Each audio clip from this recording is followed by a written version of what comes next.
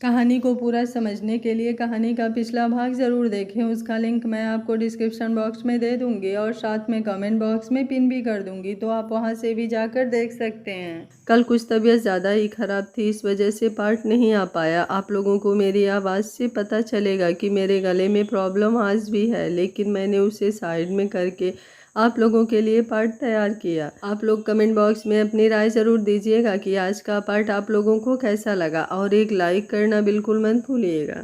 आर्यन भारी कदमों से हवेली के अंदर आया, चेहरा सूना, आंखें लाल और भीतर से पूरी तरह टूटा हुआ। आदित्य लिविंग रूम में बैठा था। उसने छोटे भाई को देखा तो तुरंत समझ गया कि सब ठीक नहीं है। आर्यन, क्या हुआ? आदित्य ने उठकर उसकी तरफ कदम बढ़ाए। आर्यन ने कुछ कहने की कोशिश की, लेकिन शब्द गले में अटक गए।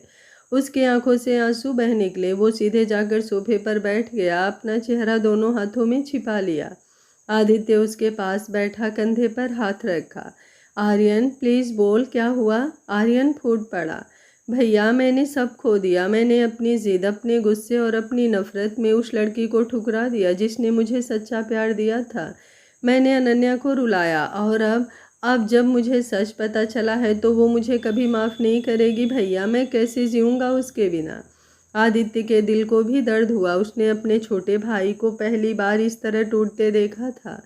आर्यन ने रोते रोते कहा, मैं सच कहता हूँ, मैं उससे नाटक करते करते सच में उससे मोहब्बत करने लगा। वो मेरे बिना भी जी लेगी, लेकिन मैं उसके बिना मर जाऊँगा। भैया, ये गिल्ट, ये दर्द मुझे खा जाएगा। मैं उसे वापस चाहता हूँ, सिर्फ उसकी माफ़ी नहीं, वो खुद अनन्या को भी। उसके शब्द बार बार टूट रहे थे। वो ज़मीन की तरफ देखता रहा, आंसू लगातार गिरते रहे। आदित्य ने उसकी पीठ सहलाते हुए धीमे स्वर में कहा, आर्यन, अगर तेरे दिल में सच्चा प्यार है तो अभी सब खत्म नहीं हुआ। दर्द आसान नहीं होगा, लेकिन प्यार की राह आसान भी कहाँ होती है।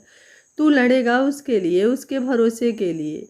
आर्यन ने अपने भाई की तरफ देखा, आंखों में बेकाबू आंसू और दिल में एक ही सवाल, लेकिन भैया, वो मानेगी कैसे? मैं कैसे साबित करूं कि मैं बदल चुका हूं?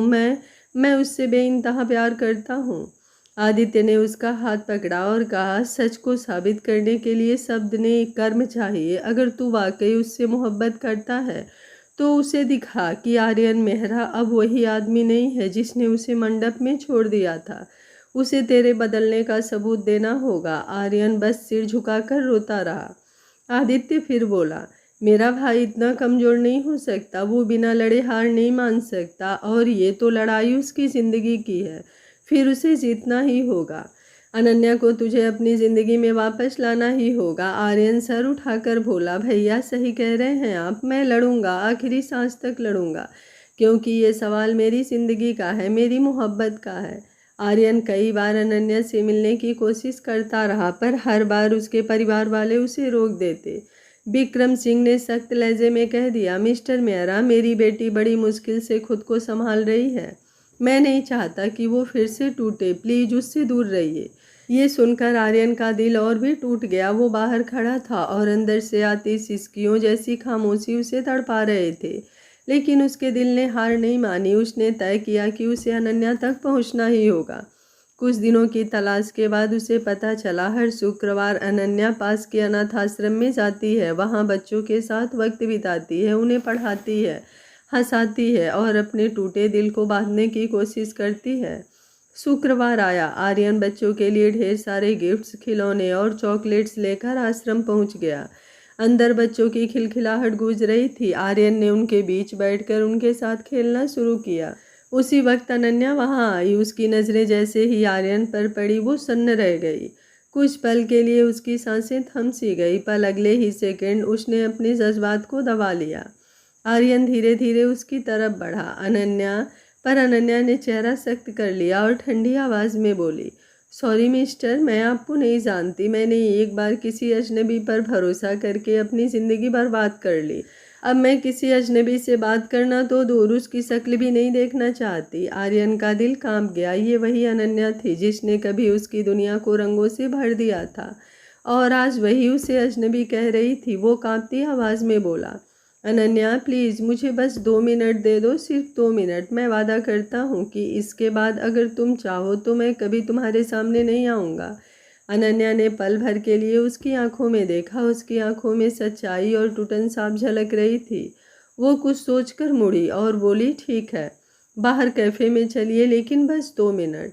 कैफ़े में दोनों आमने सामने बैठे। अनन्या चुप थी, उसकी उंगलियां कप के किनारों से खेल रही थी। आर्यन ने कांपती आवाज़ में कहा, अनन्या, मुझे पता है मेरी गलती इतनी बड़ी है कि शायद मुझे कभी माफ़ी नहीं मिलेगी।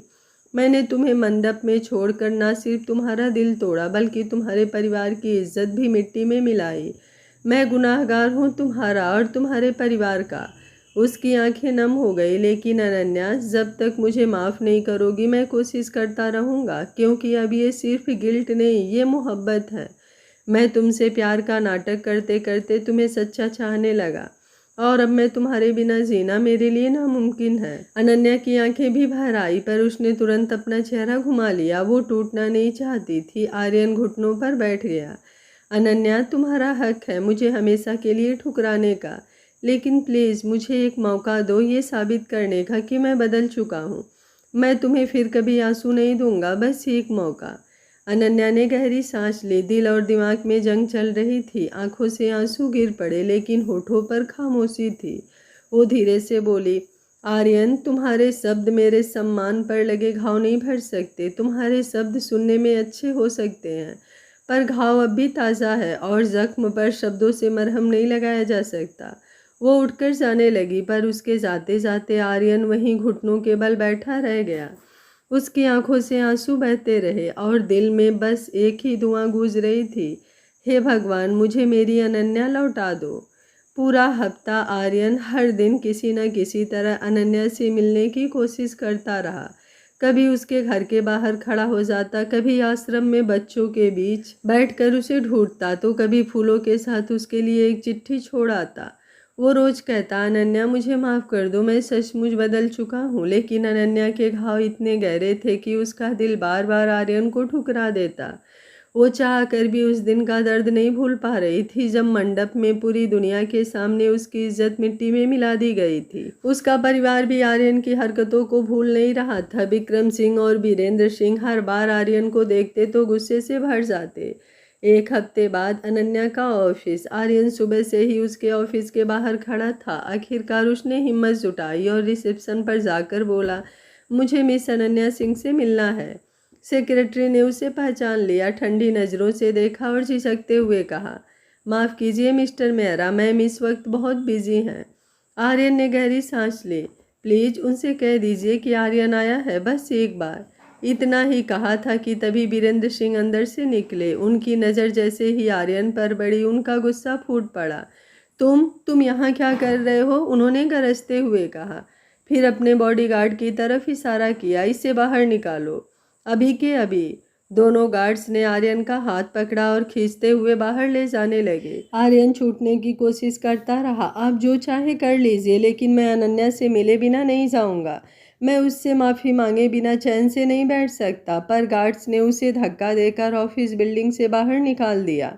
बाहर अचानक तेज बारिश शुरू हो गई। लोग भागकर छतरी या शेड के नीचे खड़े हो गए, लेकिन आर्यन वहीं खड़ा रहा। बारिश की हर बूंद उसके गुनाहों की याद दिला रही थी। उसका सूट भीग चुका था, बालों से पानी टपक रहा था, लेकिन वो वहीं जमे रहा, उसी जगह जहाँ से अनन्या का केबिन दिखाई देता था। उसके होठों से बार बार बस यही निकल रहा था, अनन्या, मुझे माफ़ कर दो।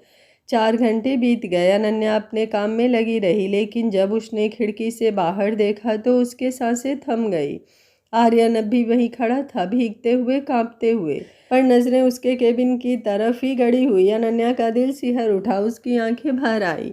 ये पागल है क्या? क्या कर रहा है ये? उसने खुद से कहा, और झटपट केबिन से बाहर भागी।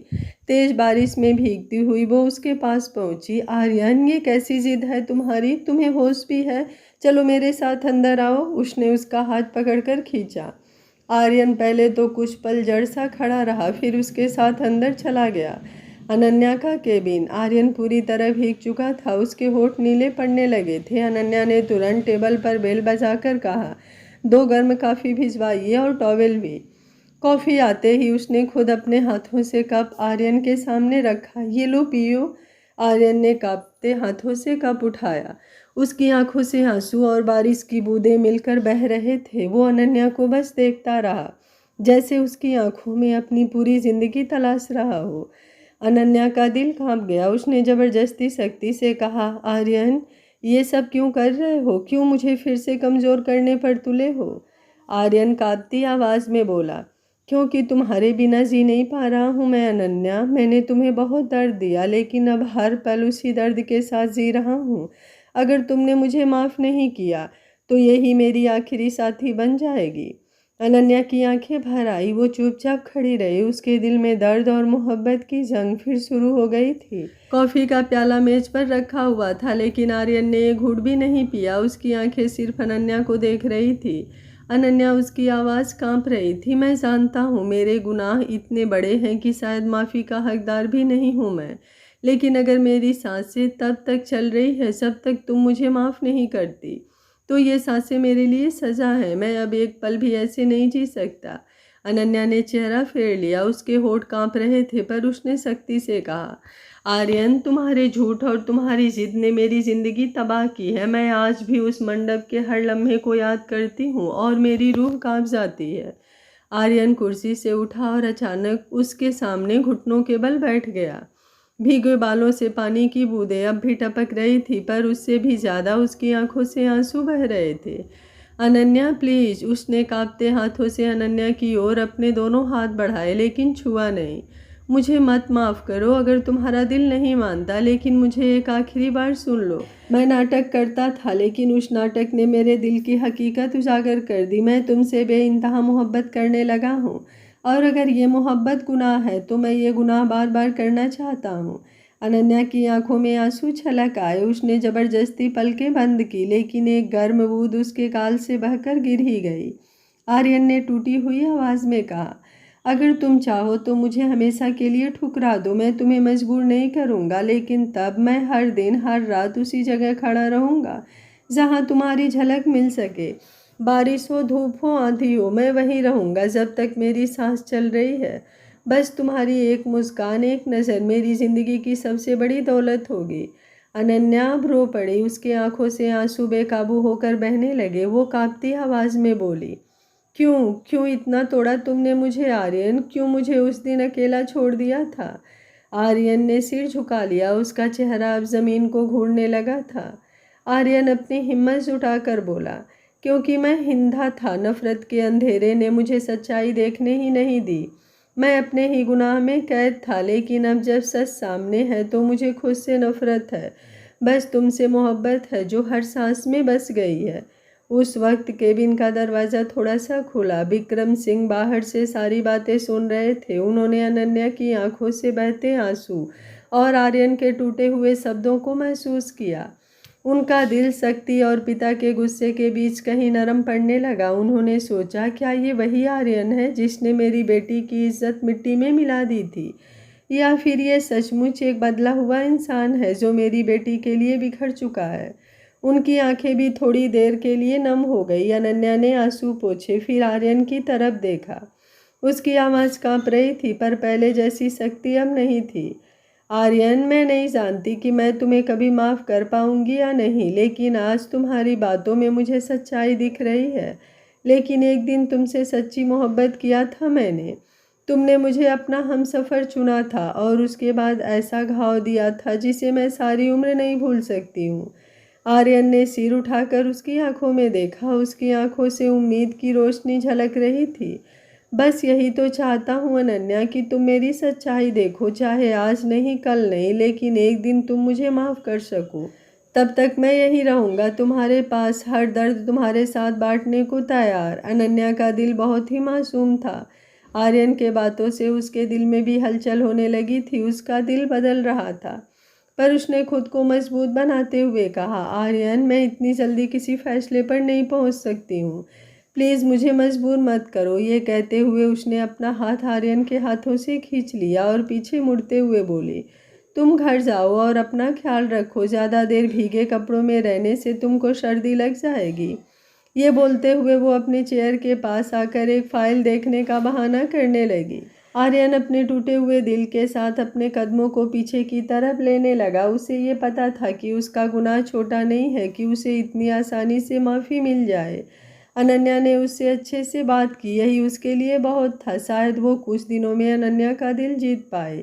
इस उम्मीद के साथ वो केबिन से बाहर निकल गया। बाहर खड़े विक्रम सिंह ने पहली बार महसूस किया कि ये लड़का अब बदला नहीं, मोहब्बत का कैदी बन चुका है। रात का सन्नाटा पूरे हवेली पर छा चुका था। डाइनिंग टेबल पर सब चुपचाप बैठे थे, बस बर्तनों की हल्की आवाज़ सुनाई दे रही थी। अनन्या की प्लेट में खाना रखा था, लेकिन उसने एक भी निवाला मुंह में नहीं डाला। उसकी आंखें शून्य में कहीं खोई हुई थी। श्वेता जी ने कई बार उसे प्यार से टोका, बेटा थोड़ा तो खा ले, पूरे दिन से तूने कुछ नहीं खाया। पर अनन्या बस हल्की सी मुस्कान देकर चुप रह गई। डिनर खत्म होने के बाद वो सीधा अपने कमरे में चली गई। कमरे की लाइट मंद थी। वो बिस्तर पर लेटी, लेकिन आंखें बार बार बंद होते ही आदित्य की यादें उसके सामने तैरने लगती। उसकी हंसी, उसकी बातें, उसकी आंखों की मासूमियत और वो अधूरा रिश्ता जो किस्मत ने उसे पूरा होने से पहले ही छीन लिया था। अनन्या ने तकिए में चेहरा छिपा लिया और उसकी आंखें भीगने लगी। थोड़ी देर बाद दरवाजे पर हल्की सी दस्तक हुई। अनन्या, बेटा सो गई हो क्या? ये आवाज़ विक्रम सिंह की थी। अनन्या ने आंसू पोंछते हुए दरवाज़ा खोला। विक्रम सिंह कमरे में आए और उसके पास बैठ गए। उनकी आंखों में वही चिंता थी जो हर पिता को होती है जब बेटी का दिल टूटा हो। उन्होंने धीरे से पूछा, बेटा तुम्हारे दिल में क्या चल रहा है? तुम अपने पापा को बता सकती हो। आज मैं तुम्हारे सामने सिर्फ पिता नहीं, एक दोस्त बनकर बैठा हूँ। अनन्या ने कांपती आवाज़ में कहा, पापा सच कहूँ तो मुझे खुद भी समझ नहीं आ रहा है। मन एकदम उलझा सा है। आदित्य की यादें, उसके साथ के अधूरे पल, सब मेरे जहन में ऐसे बसी हैं कि कोई और जगह ही नहीं बची है। जब समझ में आएगा तो सबसे पहले आपको ही बताऊंगी। ये कहते हुए उसने धीरे से अपना सिर पापा के कंधे पर रख दिया। विक्रम सिंह ने उसके आंसुओं को अपनी हथेली से पूछा और प्यार से कहा, देखो बेटा, मैं जानता हूँ तुम्हारा दर्द कितना गहरा है, लेकिन मैं ये भी जानता हूँ कि इंसान को आगे बढ़ने के लिए हिम्मत चाहिए। आर्यन, हाँ उसने गलती की, इंसानों को समझने में धोखा खा गया। उसने अपने मामा पर भरोसा किया और इसी खून के रिश्ते ने उसे धोखा दे दिया। वो हमें गलत समझ बैठा, लेकिन बेटा खून के रिश्तों पर शक करना इतना आसान नहीं होता, वक्त लगता है। अनन्या चुपचाप पापा की बात सुनती रही। उसकी आंखें भर आई। विक्रम सिंह ने उसके सिर पर हाथ रखते हुए कहा, आज मैंने उसकी आंखों में सच्चाई देखी है बेटा। वो आर्यन जो नंबर 1 बिजनेसमैन है, जिसके पास नाम है, दौलत है, शोहरत है, उसके पास लड़कियों की कमी नहीं। अगर फिर भी वो बार बार तुम्हारे सामने झुककर माफ़ी मांग रहा है तो इसका मतलब है कि वो तुम्हें दिल से चाहता है और उसे अपनी गलती का एहसास है। ऐसी मोहब्बत ज़िंदगी में बहुत कम मिलती है। उन्होंने झुककर अनन्या का माथा चूम लिया। बेटा, अगर तुम आर्यन को माफ़ करना चाहो और उसके साथ अपनी ज़िंदगी की एक नई शुरुआत करना चाहो तो मैं इसमें तुम्हारे साथ हूँ। तुम्हारे हर फैसले में मैं तुम्हारा साथ दूंगा बेटा। लेकिन एक बात, तुम्हारा जो भी फैसला होगा मुझे कल सुबह ब्रेकफास्ट टेबल पर बता देना। मैं तुम्हारे फैसले का इंतज़ार करूंगा। अनन्या ने पापा की आंखों में देखा। उसकी अपनी आंखें आंसुओं से छलक उठी। वो कुछ बोल ना सकी, बस चुपचाप अपने पापा का हाथ पकड़कर सिर झुका लिया। कमरे में गहरा सन्नाटा था, लेकिन उस सन्नाटे में पिता और बेटी की धड़कनें एक दूसरे से बात कर रही थी। सुबह की पहली किरण खिड़की के भीतर आ रही थी। सुनहरी धूप की हल्की हल्की रोशनी ने कमरे के हर कोने को नरमी से छू लिया था। अनन्या की आंखें धीरे धीरे खुली। रात भर पापा की कही बातें उसके दिल में गूंजती रही। उसने तकिए से सिर उठाया और खिड़की की ओर देखा। बाहर फैली धूप जैसे उसके मन के अंधेरे को भी पिघलाना चाहती हो। उसकी आंखें अब भी थोड़ी भारी थी, लेकिन चेहरे पर एक अलग सा सुकून था। रात को विक्रम सिंह ने जो कहा था वो शब्द उसके दिल में जैसे अंकित हो गए थे। अगर तुम आर्यन को माफ़ करना चाहती हो और उसके साथ नई ज़िंदगी की एक नई शुरुआत करना चाहती हो तो मैं इसमें तुम्हारे साथ हूँ। इन शब्दों ने उसे नई ताकत दी थी। उसने धीरे धीरे से अपने बालों को पीछे किया और पानी का गिलास उठाकर घूंट भरते हुए एक गहरी सांस ली। शायद ज़िंदगी उसे एक और मौका देना चाह रही थी और वो भी अब खुद को संभालने और अपने फैसले पर दृढ़ रहने के लिए तैयार थी। उसने बेड साइड टेबल पर रखा मोबाइल उठाया, स्क्रीन पर एक पल नजरें टिकाए रखी। उसका दिल तेजी से धड़क रहा था, उंगलियां कांप रही थी जैसे कोई बड़ा कदम उठाने जा रही हो। आखिरकार उसने गहरी सांस लेकर आर्यन का नंबर डायल कर दिया। फ़ोन की घंटी बजते ही उसका दिल और जोर से धड़कने लगा। कुछ ही पलों बाद आर्यन की आवाज़ सुनाई दी, वो आवाज़ जिसमें अब पहले जैसी ठंडक नहीं बल्कि बेचैनी और मोहब्बत का सच्चा रंग झलक रहा था। हेलो, आर्यन ने कहा। अनन्या ने हल्की हिचक के साथ कहा, आर्यन, मैं तुमसे मिलना चाहती हूँ। आर्यन की सांस थम सी गई। उसने जैसे यकीन ही नहीं किया कि वो अनन्या की आवाज़ है। क्या सच में? उसकी आवाज़ कांप रही थी। हाँ, अनन्या ने धीमे लेकिन साफ शब्दों में कहा, आज सुबह 9 बजे सनशाइन कैफ़े में मुझे तुमसे कुछ बातें करनी है। आर्यन की आंखों में चमक भर आई, होठों पर मुस्कान उभर आई और दिल जैसे सीने से बाहर निकलने को तैयार था। थैंक यू अनन्या, मैं वहाँ ज़रूर आऊँगा। वक्त से पहले कॉल कटते ही आर्यन बिस्तर से उछल पड़ा। उसकी आंखों में बरसों बाद एक ऐसी चमक थी जैसे उसे अपनी दुनिया फिर से मिल गई हो। वो लगभग भागते हुए आदित्य के कमरे में गया। आदित्य खिड़की के पास बैठा अखबार पढ़ रहा था। आर्यन ने दरवाज़ा खोला और बच्चे की तरह दौड़कर उसके सामने बैठ गया। भैया, अनन्या ने मुझे मिलने के लिए बुलाया है, आज सुबह 9 बजे सनशाइन कैफ़े में। आप समझ रहे हो ना, ये कितना बड़ा दिन होने वाला है मेरे लिए। आर्यन की आंखों में खुशी और बेचैनी दोनों थी। आदित्य ने अखबार नीचे रखा और अपने छोटे भाई को गौर से देखा। वो मुस्कुराए बिना नहीं रह सका। आखिरकार तुम्हारी मेहनत रंग ला रही है आर्यन, लेकिन याद रखना, एक लड़की का दिल बहुत नाजुक होता है। जब एक बार टूटता है तो उसे जोड़ने में बहुत वक्त लगता है। तुम्हें जो ये मौका मिला है इसे हल्के में मत लेना। ये तुम्हारे लिए बस मिलने का नहीं बल्कि खुद को साबित करने का वक्त है। तुम सिर्फ ये मत दिखाना कि तुम उससे प्यार करते हो, बल्कि ये भी कि वो तुम्हारे बिना अधूरी नहीं बल्कि तुम्हारे साथ पूरी हो सकती है। आर्यन की आंखें नम हो गई। भैया, मैं जानता हूँ मैंने उससे बहुत गलतियाँ की है, उसे धोखा दिया है, उसकी मोहब्बत को नाटक समझा, लेकिन आज मैं उसे अपनी हर सांस हर धड़कन से ये यकीन दिलाना चाहता हूँ कि मेरी ज़िंदगी अब सिर्फ उसी के नाम है। आदित्य ने आर्यन का कंधा थामा। तुम्हें सिर्फ अपनी जुबान से नहीं, अपने हर कर्म से ये साबित करना होगा। प्यार का मतलब सिर्फ कहना नहीं, निभाना होता है, और मुझे यकीन है मेरा भाई, तुम ये ज़रूर करोगे। आर्यन ने अपने भाई को गले से लगा लिया। उसके दिल में अब एक ही ख्वाहिश थी, अनन्या का भरोसा और उसका प्यार वापस जीतना। इधर हवेली के डाइनिंग हॉल में ब्रेकफास्ट तैयार था। दादी पहले से ही वहाँ बैठी थी। श्वेता जी किचन से कुछ सर्व कर रही थी। विक्रम सिंह अखबार पढ़ते हुए चाय की चुस्की ले रहे थे और वीरेंद्र सिंह चुपचाप अपनी प्लेट में टोस्ट रख रहे थे। माहौल शांत था, लेकिन सबकी निगाहें बार बार सीढ़ियों की तरफ उठ रही थी। अनन्या धीरे धीरे सीढ़ियां उतरती हुई आई। उसकी आंखों में हल्की चमक थी, चेहरा संयमित, लेकिन दिल की धड़कनें तेज थी। सबकी नज़रें उस पर टिक गई। उसने आकर टेबल पर बैठते हुए एक गहरी सांस ली। कुछ पल चुप्पी रही, फिर उसने पापा की ओर देखा। पापा, उसकी आवाज़ हल्की सी कांप रही थी। विक्रम सिंह ने अखबार नीचे रखा और पूरे ध्यान से बेटी को देखा।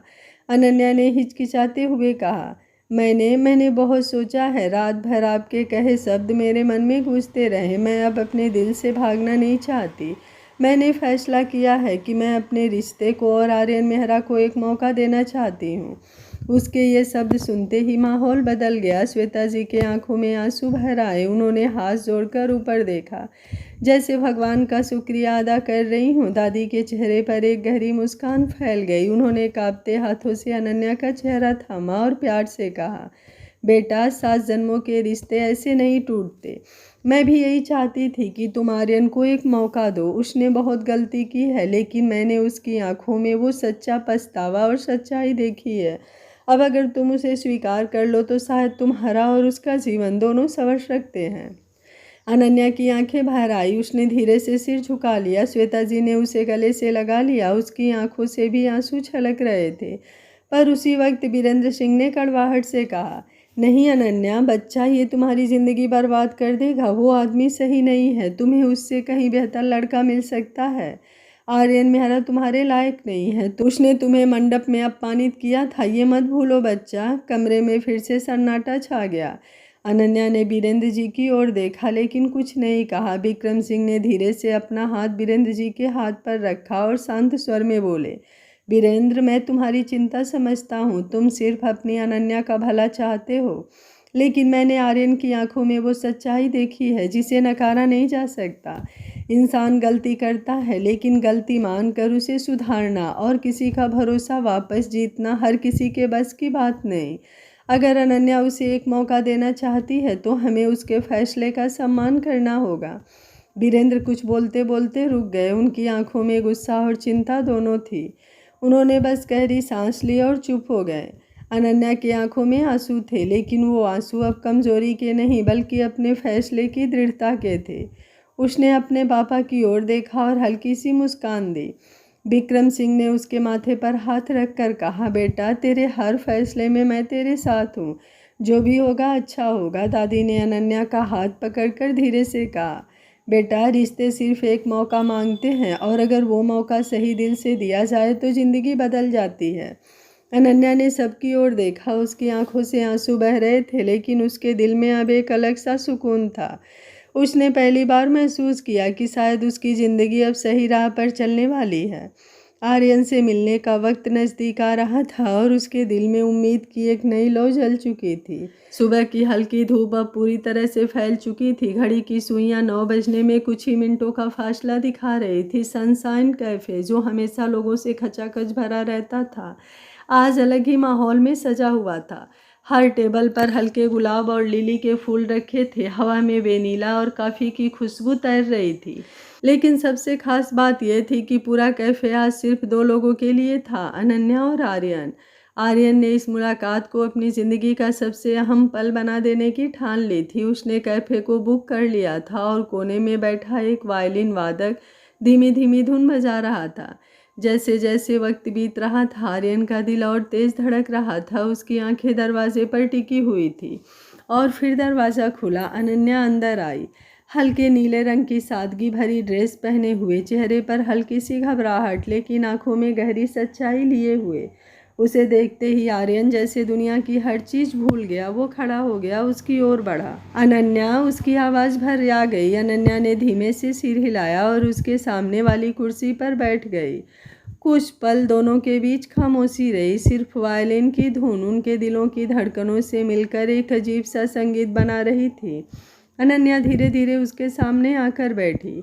दोनों कुछ पल खामोश रहे। फिर अनन्या ने कांपते होठों से कहा, आर्यन, मैंने बहुत सोचा, बहुत लड़ाई की खुद से, तुमसे नाराज़ भी रही, तुम्हें कोसती भी रही, लेकिन जितना तुमसे दूर होने की कोशिश की, उतना ही तुम्हारा चेहरा मेरे सामने आ खड़ा होता था। शायद इसलिए क्योंकि मैंने सच में तुमसे मोहब्बत की है, टूट कर, बिखर कर, अपने पूरे दिल से। और आज मैं ये बात मान रही हूँ कि चाहे जितना दर्द दिया हो तुमने, फिर भी मेरा दिल तुम्हें ही चाहता है। उसकी आंखों से आंसू बह निकले। उसने नज़रें झुका ली। आर्यन के लिए ये सुनना किसी चमत्कार से कम नहीं था। वो कांपती सांसों के साथ उसकी ओर झुका और लगभग फूट कर बोला, अनन्या, तुमने मुझे अपने प्यार का इकरार दे दिया, मुझे इस काबिल समझा। ये मेरी ज़िंदगी की सबसे बड़ी दुआ है। लेकिन सुनो, मुझसे ज़्यादा कोई नहीं जानता कि मैंने तुम्हें कितना दर्द दिया। मैं खुद से नफ़रत करता हूँ उस हर पल के लिए जब मैंने तुम्हें रुलाया।